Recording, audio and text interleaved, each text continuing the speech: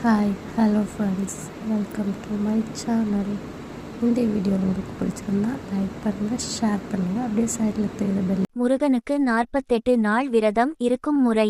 நட்சத்திரக்குறி தினமும் கோவிலுக்கு செல்ல முடிந்தவர்கள் செல்லலாம். நட்சத்திரக்குறி முடியாதவர்கள் வீட்டிலேயே எளிமையாக விளக்கேற்றி வைத்து முருகனின் கந்தஷ்டி கவசம், கந்தகுரு கவசம், திருப்புகள் போன்ற முருக பெருமானுக்கு மந்திரங்களை சொல்லி விரதம் கடைபிடிக்கலாம்.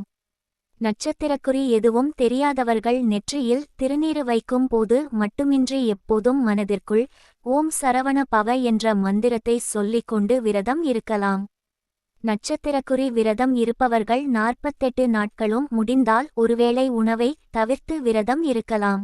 முடியாதவர்கள் 3 வேளையும் சாப்பிட்டு விரதம் இருக்கலாம். நட்சத்திரக்குறி விரதம் இருப்பவர்கள் 48 நாட்களும் கண்டிப்பாக அசைவம் சாப்பிடாமல், யாரிடமும் கோபம் கொள்ளாமல், அமைதியாக சாந்த குணத்துடன் இருந்து விரதத்தை கடைபிடிக்க வேண்டும்.